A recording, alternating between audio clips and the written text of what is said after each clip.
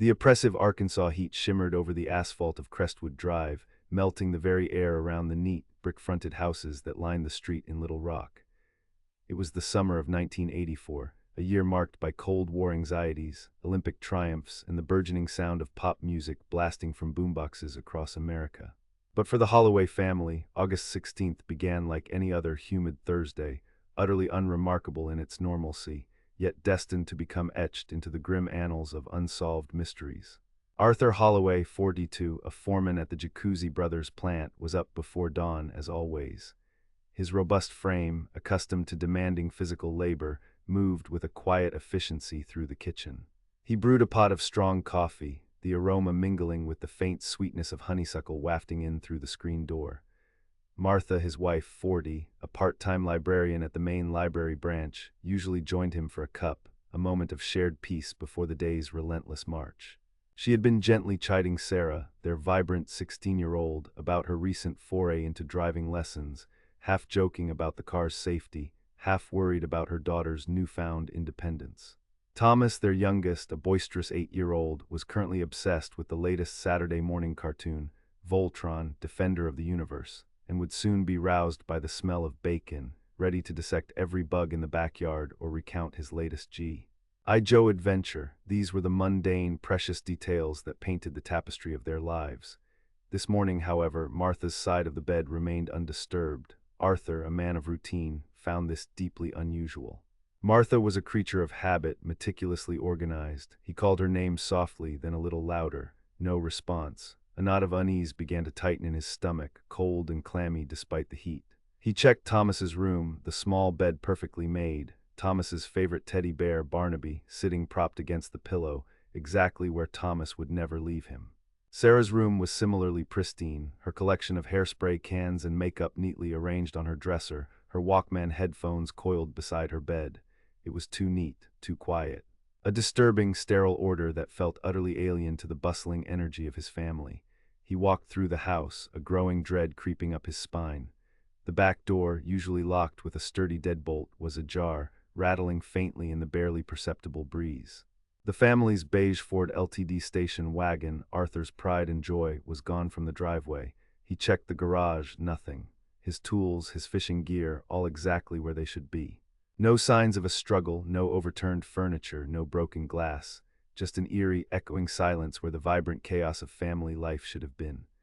The morning paper lay untouched on the porch, a picture of Ronald Reagan beaming from the front page, oblivious to the terror unfolding within the Holloway home.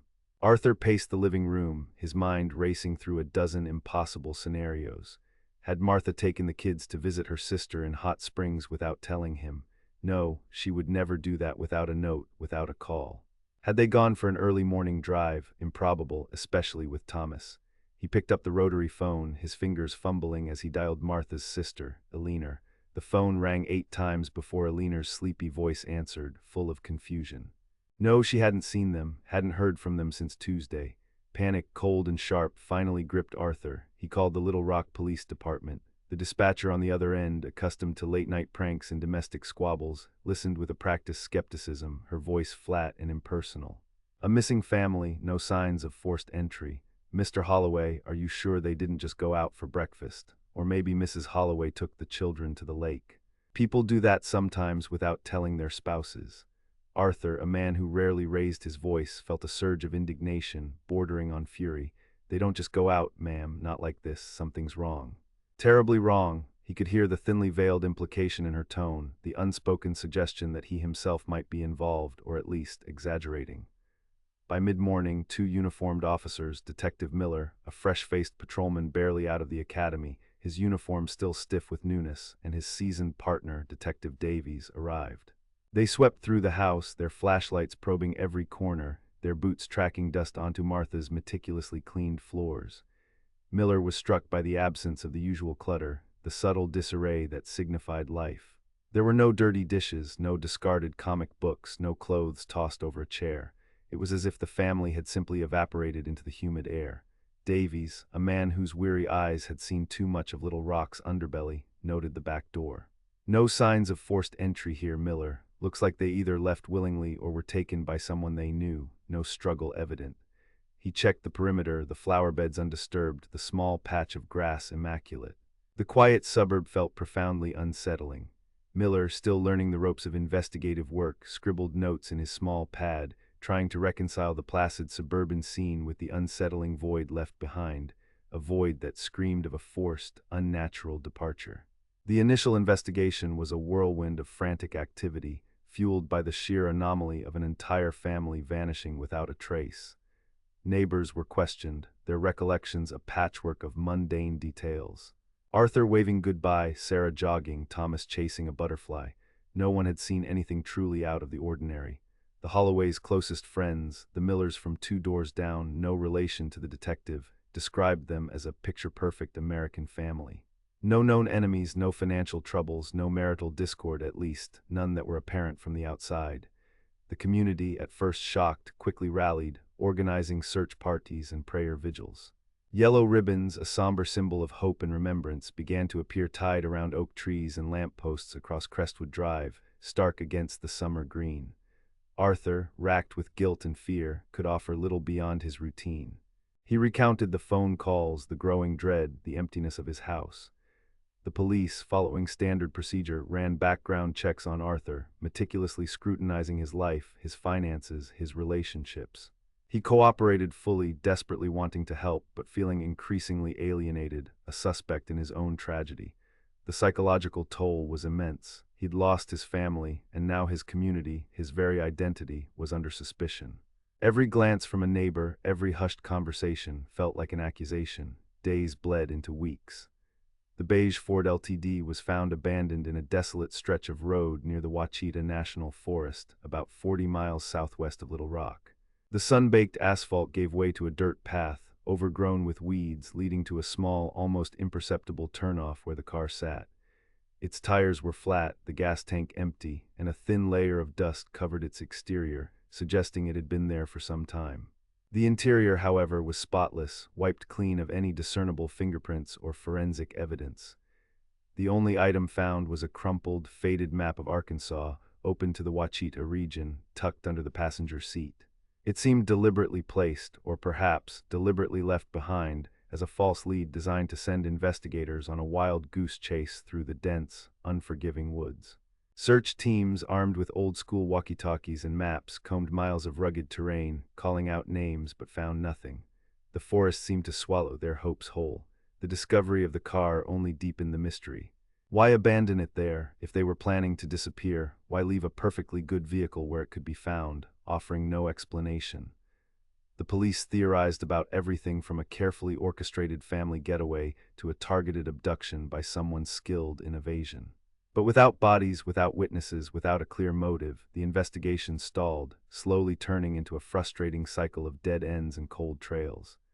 The local news channels, KATV and KTHV, ran segments on the missing Holloways, their earnest reporters standing outside the now-shuttered Holloway home, interviewing heartbroken neighbors and weary police officers. Public appeals were made, flyers were distributed across the state, and a small reward was offered. Arthur, a shell of his former self, appeared on television, his voice choked with emotion, his eyes pleading, begging for any information, no matter how small. But the leads were scarce, the tips often fanciful or easily disproven, offering no concrete direction. Detective Miller, young and idealistic, was haunted by the case. He'd spent countless hours poring over reports, sifting through the few items left in the Holloway home, re-interviewing witnesses who had nothing new to say. The case became his personal obsession, a gnawing question mark in the early years of his career, a stark reminder of the fragile line between everyday life and unimaginable tragedy. Davies, his partner, had seen similar cases before, families swallowed by the vast, indifferent landscape of rural America, and had warned Miller about letting cases get under his skin, about the futility of chasing ghosts. But Miller couldn't help it. The image of Thomas's carefully made bed, of Sarah's untouched Walkman, of Martha's peaceful, unwrinkled sheets refused to leave him. He felt their absence acutely, a heavy weight in his gut. As autumn leaves began to fall, painting Arkansas in hues of crimson and gold, the public interest waned. The news cycle moved on. The Holloway house, once a beacon of suburban life, became a silent monument to absence, its windows like vacant eyes staring out onto a street that slowly began to forget. The yellow ribbons frayed and bleached, eventually taken down. Arthur Holloway, unable to bear the ghosts of his family, eventually sold the house at a loss and moved away, a broken man carrying the weight of an unimaginable loss, living out his days in a quiet despair, always glancing at the phone, always hoping for a call that would never come. The case of the vanishing Holloways joined the ever-growing file of cold cases in the Little Rock PD archives, a thick binder gathering dust, its pages holding only questions, a testament to a mystery that refused to yield its secrets. 15 years rolled by. The 1980s gave way to the 90s, the world hurtling towards a new millennium. Technology had advanced significantly. DNA forensics, once a nascent science, had become a powerful tool, capable of identifying individuals from the smallest biological traces. The internet was slowly transforming how information was shared, connecting distant communities with a speed unthinkable in 1984. Detective Miller, now a seasoned lieutenant, his face etched with the weariness of years on the force, still carried the weight of the Holloway case. Every anniversary, every new cold case procedure, every mention of a missing family brought the Holloways back to the forefront of his mind. He'd often pull the binder, its cover faded and creased, flipping through the familiar, frustratingly empty pages, searching for a detail he might have missed, a connection he hadn't seen in the grainy photographs or sparse reports. It was a sweltering July day in 1999, much like that fateful August day 15 years prior, when the phone rang in Miller's office. The call wasn't from Little Rock, but from a county sheriff's office far out in the rural reaches of Saline County, bordering the Ouachita National Forest. A group of hikers, students from the University of Arkansas at Little Rock on a geology field trip, had stumbled upon something disturbing. They had been charting a new, less traveled path through a particularly dense section of forest, far from any marked trails. This area was known for its rugged, untouched wilderness, a place where nature still held dominion. Deep in a hollow, partially obscured by overgrown kudzu and tangled undergrowth, they found the remains of an old, dilapidated hunting cabin. It was barely more than a shack built from rough-hewn timber, its roof caved in, its walls crumbling, blending almost seamlessly into the dense vegetation. Inside, amidst the debris and the dust of years, they saw it. What they initially thought was a pile of old rags turned out to be human remains. Forensic teams were dispatched immediately, navigating the treacherous terrain, battling the suffocating humidity and the relentless insects. The site was remote, almost impossibly so, requiring an arduous trek through thick forest, dragging equipment through underbrush and over fallen logs. It was a place where few souls would venture, let alone stumble upon by chance. As they meticulously sifted through the cabin's decaying interior, working under the oppressive canopy of ancient trees, they made a series of chilling discoveries. 4 sets of human remains were found, badly decomposed but clearly distinguishable. Among the scattered bones and fragments of tattered clothing, investigators carefully recovered personal effects, small windows into lives long extinguished. A small, tarnished silver locket engraved with the initials M.H. on one side and A.H. on the other. A child's small, worn teddy bear, its once bright fur now faded and matted, clutched by skeletal fingers, an image that tore at the heart of even the most hardened investigators. A tarnished brass watch, its hands frozen at 11:37, and a pair of gold hoop earrings, unmistakably Sarah's, the ones her mother had given her for her 16th birthday just months before they vanished, still clinging to a fragment of temporal bone. Lieutenant Miller received the call, his heart plummeting to his stomach, a wave of both dread and grim validation washing over him. Saline County Sheriff's Department, the voice crackled over the phone, thin and distorted. "We've got a multiple decomposition site, looks like a family, found some items, a locket, a child's bear, might be old." Miller didn't need to hear more. He knew, with a grim determination, a sense of an old, heavy burden finally shifting. He drove out, the familiar winding roads leading him into the heart of the forest, to a place that felt forgotten by time, a place where the Holloway family's story had silently ended. The scene was horrific, yet provided a gruesome clarity to 15 years of agonizing questions. The cabin, it turned out, had been an old, abandoned loggers' camp, long forgotten and swallowed by the relentless Arkansas wilderness, a place that wouldn't even appear on most modern maps. The forensic anthropologists worked tirelessly, carefully exhuming the remains, cataloging every fragment of evidence, using the more advanced techniques available in 1999. The partial skeletons, later identified through dental records and DNA samples provided by Martha's sister, Eleanor, belonged to Martha, Sarah, and Thomas. The fourth set of remains, positioned slightly apart, was identified as Arthur Holloway himself. The silence of the woods seemed to hold its breath as the truth slowly emerged. The medical examiner's report, once compiled, offered a grim narrative. All four had died from blunt force trauma, consistent with a brutal attack. There were signs of a desperate struggle within the confines of the small cabin. The watch, frozen at 11:37, along with the degree of decomposition and insect activity, pointed to the time of death being consistent with the night they disappeared, August 16, 1984. The cabin had been partially collapsed for years, likely burying the remains and preserving them from scavengers, though the elements had still taken their inexorable toll. It was a macabre tomb, hidden in plain sight of the wilderness. The discovery sent shockwaves through Little Rock. The news, now disseminated instantaneously through the nascent internet and 24-hour cable news channels, exploded with the story, a tragic echo from the past. Arthur Holloway, who had quietly passed away 5 years prior, never knowing the fate of his family, was finally cleared of any lingering suspicion, but the relief was posthumous, cold comfort for a man who died broken and consumed by grief. Lieutenant Miller, leading the renewed investigation, felt a bittersweet ache. The what happened was answered, a chilling narrative brought to light after so many years, but the who and why remained agonizingly elusive. The crude weapons used were likely items found in the cabin or nearby, leaving no unique forensic signature. No fingerprints beyond their own were found that could be linked to a perpetrator, the passage of time and the elements erasing any such traces. The scene suggested a sudden, brutal encounter.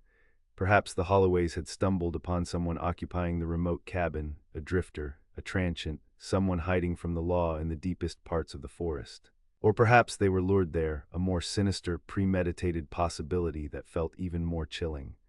The crumpled map of the Ouachita region, found in their car, suddenly made a chilling kind of sense. Had they been forced to drive there, or had they been looking for something, seeking a secluded spot for a family outing that went horribly wrong? The investigators theorized a chance encounter, a moment of tragic happenstance that pitted a loving family against an unknown assailant in the isolated wilderness. The lack of any substantial evidence of the assailant, beyond the method of death, made the pursuit almost impossible. It was 1999, but this was still a remote crime scene from 1984, the precious window for collecting evidence long closed. The dense foliage, the years of decay, the lack of modern forensic techniques at the time of the initial crime, all conspired to keep the killer's identity a secret. Years passed again. Despite the advancements in forensic technology, despite Miller's tireless efforts and the dedication of his team, the identity of the perpetrator of the Holloway family murders remained a ghost in the shadows, an unanswered question mark hanging over the Ouachita Pines. The case, once reopened with a burst of renewed hope, eventually settled back into the cold case files, albeit with the tragic clarity of knowing the family's final resting place. The mystery of who and why they vanished that humid August night in 1984 continued to haunt Lieutenant Miller and the quiet streets of Little Rock. The discovery brought an ending, a final heartbreaking chapter to a long unwritten story, but justice in its fullest sense remained elusive, swallowed by the dense woods of Arkansas, an echo in the quiet, empty cabin, a chilling whisper on the summer breeze.